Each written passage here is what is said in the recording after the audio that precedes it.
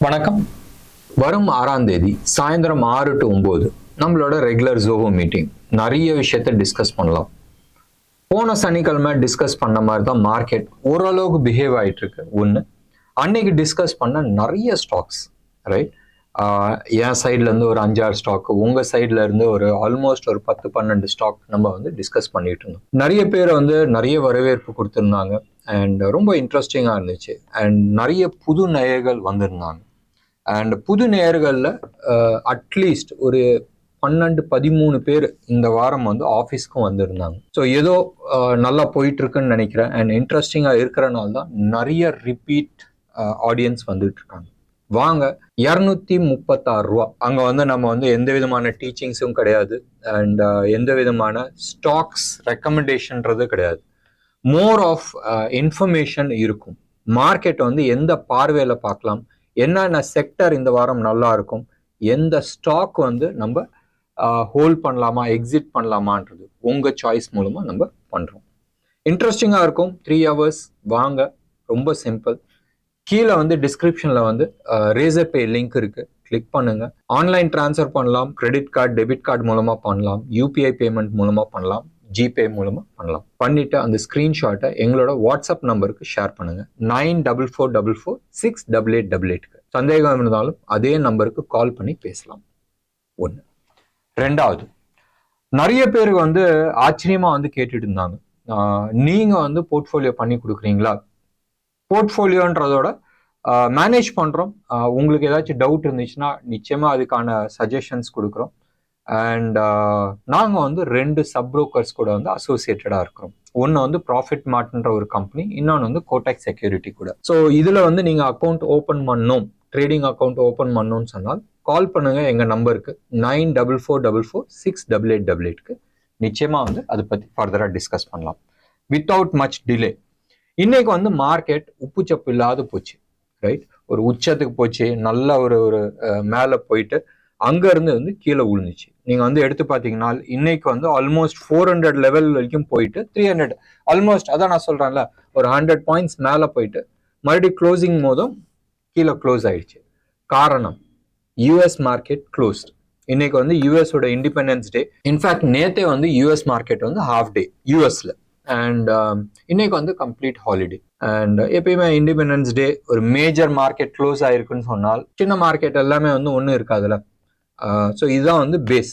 And அவங்க close ஆகிறதுக்கு முன்னாடி நீங்கள் எடுத்து பார்த்தீங்கன்னா நிறைய ஸ்டாக்ஸ் எல்லாம் எக்ஸிட் பண்ணிட்டு என்விடியோ, நம்ம வந்து டெஸ்லா, ஆப்பிள், இது மாதிரி ஸ்டாக்ஸ் எல்லாம் தூக்கிட்டாங்க, மேலே தூக்கிட்டாங்க. அடுத்தது கோல்டு, சில்வரு, காப்பரு இதெல்லாம் தூக்கிட்டாங்க. இன்னைக்கு வந்து ஃபியூச்சர்ஸ் மார்க்கெட் இருக்கு, மோர் ஆஃப் ஒரு பெரிய வால்யூம் இல்லாத ட்ரேட் ஆகிட்டு இருக்கும். ஸோ அதை வச்சுட்டு நம்ம வந்து எந்த விதமான டிசிஷன்ஸும் எடுக்க முடியாது. ஒன்று. ரெண்டாவது, இன்னைக்கு ஹோல் டே, ரைட்? மார்னிங் ஒரு 8:30 8:45 நான் வந்து ஆஃபீஸில் இல்லை அண்ட் வெளியில தான் இருந்தனால சார்ட்டை வந்து பார்க்க முடியல. மார்க்கெட் வந்து எப்படி ரியாக்ட் ஆச்சு, என்ன மாதிரி ரியாக்ட் ஆச்சுன்றது நம்ம பார்க்க முடியல.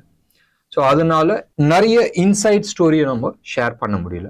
பட் இப்போ ஒரு ½ hour முன்னாடி, ரெக்கார்டிங்க்கு ஒரு ½ hour முன்னாடி வந்து டேட்டா பார்த்தப்ப இன்ட்ரெஸ்டிங்காக இருந்துச்சு. நீங்கள் எடுத்து பார்த்தீங்கன்னா அந்த செக்டோரியல் ரொட்டேஷன்ஸ் வந்து போயிட்டு இருக்கு. நேற்று வந்து மெட்டல்ஸ் எல்லாம் ஓரளவுக்கு வந்து ஒரு லீடு கொடுத்துச்சு. இன்னைக்கு எடுத்து பார்த்தீங்கன்னா ஃபார்மா செம்மையாக இருந்துச்சு.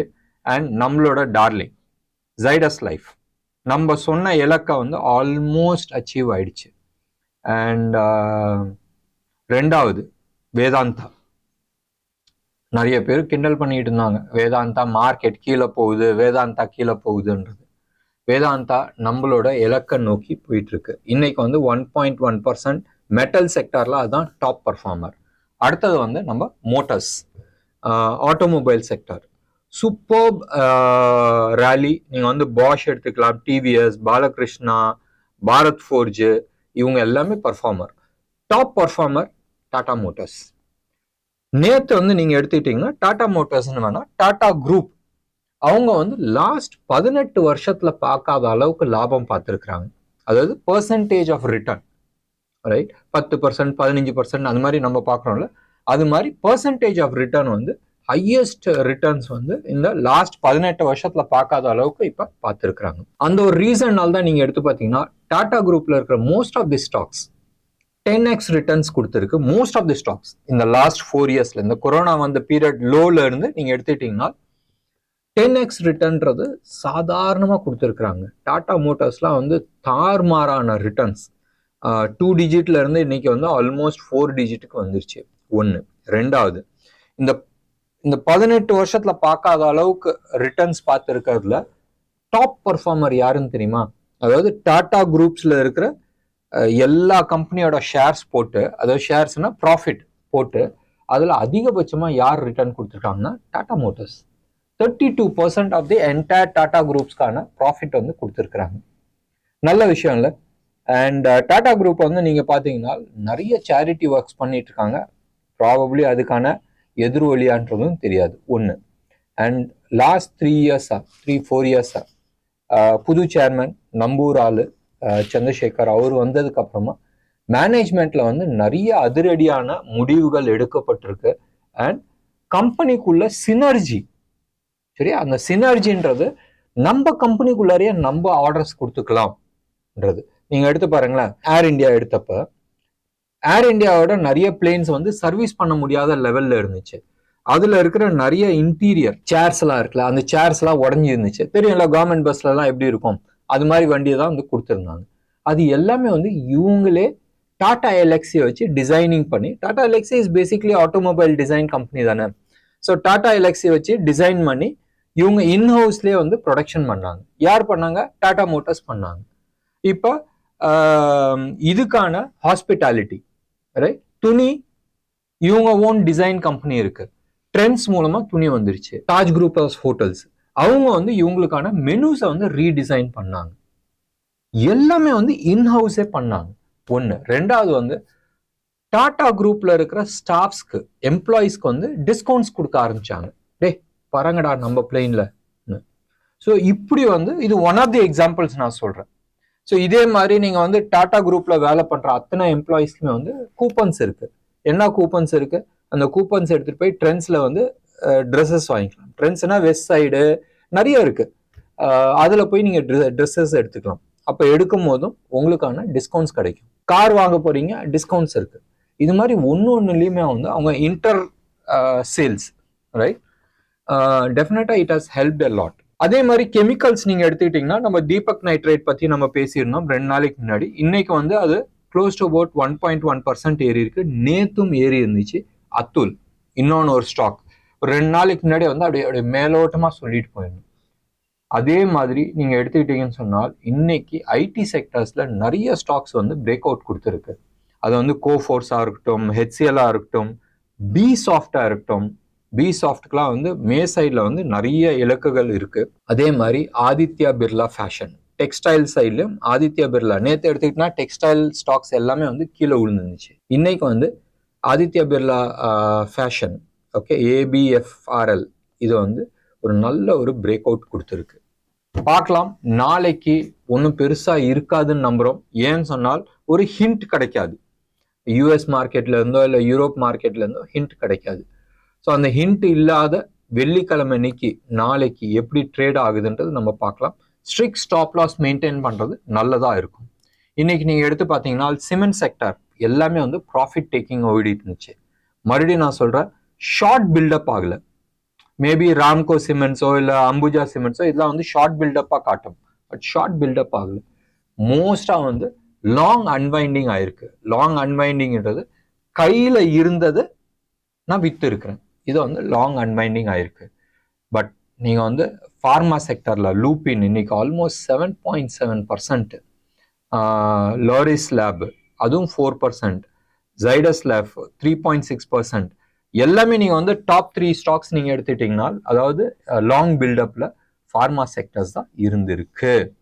இன்னைக்கு வந்து செக்டர் வைஸ் நீங்க எடுத்துக்கிட்டீங்கன்னா cement, FMCG, media, oil and natural gas இவங்க தான் வந்து ஸ்லைட் நெகட்டிவ்ல இருந்துச்சு. ஒன்று. FMCG பத்தி ஒரு விஷயம் பேசணும். 2010 மறுபடியும் நான் சொல்றேன், 2010 FMCGக்குன்னு ஒரு மரியாதை இருந்துச்சு. இப்போ மரியாதை இல்லைன்னு நான் சொல்ல, மரியாதைனா வெயிட்டேஜ். இன்னைக்கு வந்து நிஃப்டி 50ல வந்து வெயிட்டேஜ் யார் ஜாஸ்தியா இருக்கிறாங்க? Reliance, right? ரிலையன்ஸ்க்கு மேல ஹெச்டிஎஃப்சி இருக்கு. ஸோ 70% வேணாம், 50% வந்து பேங்கிங் செக்டர்ஸ் அண்ட் ஃபைனான்ஸ் செக்டர்ல இருக்கிறவங்க இருக்கிறாங்க. அடுத்தது வந்து ஒரு 15-20% நீங்க எடுத்துக்கிட்டீங்கன்னு சொன்னா it is more on technology side, especially TCS, Infosys, இவங்கெல்லாம் வந்து இருக்கிறாங்க. ஒரு 6-7%, 7 வேணா 10% கூட நம்ம வச்சுக்கலாம். ஏன்னு சொன்னா ரிலையன்ஸ் ஒரு ஆளே வந்து ஹெவி வெயிட். இது வந்து ஆயில் அண்ட் நேச்சுரல் கேஸ் இருக்கு. மீதி எல்லா ஸ்டாக்ஸுமே எடுத்துக்கிட்டனால் அப்படிதான் இருக்கு, ரைட்? மீதி எல்லாம் சேர்த்து ஒரு ஒரு 20-25% இருக்கு செக்டர். எஃப்எம்சிஜி ஒரு காலத்துல 2010ல எடுத்துக்கிட்டீங்கன்னு சொன்னால் 14 வருஷத்துக்கு முன்னாடி one of the major contributor in the செக்டர்ல இருந்துச்சு. அதாவது நிஃப்டியில வெயிட்டேஜ் இருந்துச்சு. இப்போ வெயிட்டேஜே இல்லைன்ற மாதிரி ஆயிடுச்சு. பார்க்கலாம் மறுபடியும் சாப்பிட்ற ஐட்டம்க்கு வந்து வெயிட்டேஜ் கிடைக்குதா, இல்லை டெக்னாலஜி சைட் வெயிட்டேஜ் போகுதான்றது நம்ம பார்க்கணும். நிறைய விஷயம் இருக்கு. மிக விரைவில் இந்தியாலையும் டெஸ்லா ஆகட்டும், சிப் கம்பெனிஸ், என்விடியோ ஆகட்டும், இன்டெல் ஆகட்டும், இவங்கெல்லாம் வந்து இந்தியாவை வந்து ஒரு பேஸாக ஆக்கிறதுக்கான நிறைய ஆப்பர்ச்சுனிட்டிஸ் இருக்கு. அண்ட் இந்தியன் கவர்மெண்ட்டும் உங்களுக்கு தெரியும் மோர் ஆன் டெக்னாலஜி சைட். ஏன்னு சொன்னால் வரும் காலத்தில் ஆர்டிஃபிஷியல் இன்டெலிஜென்ஸ், ஏஐ, ஆர்டிஃபிஷியல் இன்டெலிஜென்ஸ்லேயே வந்து இப்போ வந்து அடுத்த கட்டத்துக்கு போயாச்சு. அதாவது ஜென்ரேட்டிவ் ஏஐக்கு வந்துட்டோம். வந்து இது கேட்டா அது பதில் சொல்லிட்டு இருந்துச்சு. ஒரு கை குழந்தை அளவுக்குன்னு வச்சுங்களேன் மூளை இருந்துச்சு. சாட் ஜிபிடி இருக்குல்ல, அந்த சாட் ஜிபிடி வந்து வெர்ஷன் 3 நீங்க பார்த்துருப்பீங்க. நிறைய பேர் வந்து வெர்ஷன் 3 எடுத்துக்கிட்டா இது வந்து ஒரு 2வது கிளாஸ் ஸ்டூடெண்ட்ஸ்க்கான நாலேஜ் இருந்துச்சு. இன்ஃபர்மேஷன்ஸ் இருக்கு, ரைட்? இன்ஃபர்மேஷன்ன்றது வேற, யோசிச்சு பண்றதுன்றது ஒண்ணு. அந்த யோசிச்சு பண்ற வேலை வந்து ஒரு 2வது இல்லை 3வது கிளாஸ் படிக்கிற அளவுக்கான யோசனைகள் இருந்துச்சு. சாட் ஜிபிடி 4 வெர்ஷன் 4 வந்துருச்சு, ரைட்? அண்ட் அது வந்து ஒரு க்ளோஸ் டு அபவுட் 8th இல்லை 9th கிளாஸ் ஸ்டூடெண்ட்ஸ்க்கான நாலேஜ் பேஸ் இருக்கு. அவங்க சொல்றது வந்து 6th கிளாஸ்ன்றாங்க, 6th கிரேடுன்றாங்க. 8th 9th கிளாஸ்க்கான அறிவுன்னு நம்ம சொல்லலாம், ஞானம் நம்ம சொல்லலாம். இன்ஃபர்மேஷன் நீங்க எவ்வளவு கேட்டாலும் டக்குன்னு எடுத்து கொடுக்குது, அது வேற விஷயம். பட் சில விஷயங்கள் இது இப்படிதான் பண்ணணும், இது வந்து இப்படி எல்லாம் கேள்வி கேட்டு இதுக்கு பதில் என்னன்னா டக்குன்னு கொடுக்கறது வந்து ஒரு 8th ஸ்டாண்டர்டுக்கான திங்கிங் ப்ராசஸ் இருக்கு.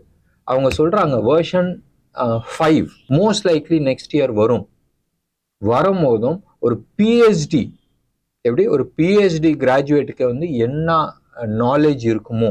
நாலேஜ் வந்து 2 விதமா எடுத்துக்கலாம். நியூஸை கேட்டு பதில் சொல்றதுன்றது ஒண்ணு, ஒரு நியூஸை கேட்டு அதை வந்து இன்டர்பிரிட்டேஷன் ஒண்ணு இருக்குல்ல, அந்த இன்டர்பிரிட்டேஷன் லெவல் வந்து ஒரு பிஹெச்டி ஸ்டூடெண்ட்ஸ்க்கான லெவல் இருக்குன்ற மாதிரி சொல்றாங்க.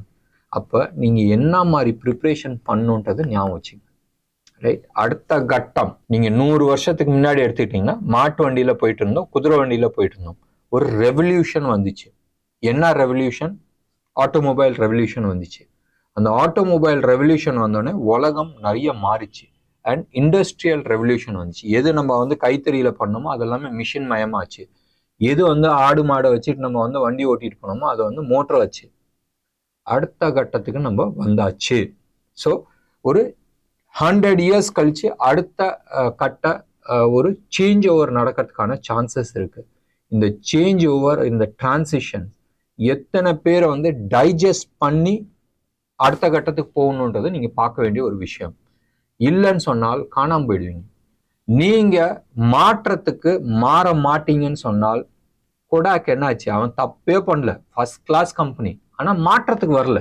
அவங்க வந்து அந்த டிஜிட்டல் போட்டோகிராஃபின்ற விஷயத்துக்கு வரல. நோக்கியா, அவன் பட்டன் போன்ல அவன் தான் லீடர், அவனை அடிச்சுக்க முடியாது.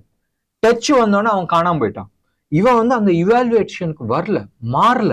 இதே மாதிரிதான் வந்து டெக்னாலஜி சைட்லயும் நீங்க மாறலன்னு சொன்னால் காணாம போயிடுவீங்க. இன்னமும் நிறைய பேர், ரைட், அந்த அந்த போனை எடுத்து டயல் பண்ற பழக்கத்துல தான் இருக்கிறாங்க. இன்னும் கொஞ்ச நாள்ல அந்த அந்த போனே காணாம போயிடும். வாட்ஸ்அப் வந்துருச்சு, வாட்ஸ்அப் மாதிரி டிஜிட்டல் கால்ஸ் வர ஆரம்பிச்சிச்சு. இல்ல நான் இன்னமும் பழைய காலத்து மாதிரி நான் புறால தான் விட்டு அனுப்புறேன்னு சொன்னால் வேலைக்காகாது, மாறியே ஆகணும். இது வந்து not only for education purpose, job பர்பஸ்க்கு. ஜாப்லேயும் வந்து நிறைய டிரான்சிஷன்ஸ் ஆகிட்டு இருக்கு. எடுத்து பாருங்களேன், ஃபோர்டு கம்பெனி இங்கே சென்னையில் வந்து மூடின கம்பெனி வெறும் 25 இல்லை 30 ஸ்டாஃப்ஸ் இருந்தால் வண்டி ப்ரொடக்ஷன்ஸ் பண்ணுற மாதிரி ஆட்டோமேஷன்ஸ் பண்ணி வச்சுருந்தாங்க. ஸோ இது மாதிரி இடத்துலலாம் நீங்கள் போய் மாட்டிட்டுனா என்ன ஆகும்? ஸோ நீங்கள் டிரான்சிஷன் ஆகியே ஆகணும், வேறு வழியே கிடையாது. அண்ட் வரும் காலத்தில் இப்போ இருக்கிற ஜென்ரேஷன்ஸ் மாதம் நீங்கள் 1-1.5 லட்ச ரூபா நீங்கள் சம்பாரிச்சிட்டு இருக்கீங்க. அந்த 1-1.5 லட்ச ரூபா நீங்கள் சம்பாரித்தனா திடீர்னு ஒரு நாள் வந்து அப்பா வேலை கிடையாதுன்னு சொன்னால் என்ன ஆகுன்றது யோசனை பண்ணி பாருங்க. டிஸ்கஸ் பண்ணலாம், இதை பற்றி விரிவாக ஒரு ஸ்பெஷல் ப்ரோக்ராம்ஸ் நம்ம பண்ணலாம், இன்ட்ரெஸ்டிங்காக இருக்கும். என்ன நேயர்களே, இன்னைக்கு ப்ரோக்ராம் உங்களுக்கு பிடிச்சிருந்துச்சுன்னா லைக் பண்ணுங்கள், ஷேர் பண்ணுங்கள், டெஃபினட்டாக உங்களோட கமெண்ட் பாக்ஸில் கொடுங்க. நன்றி, வணக்கம்.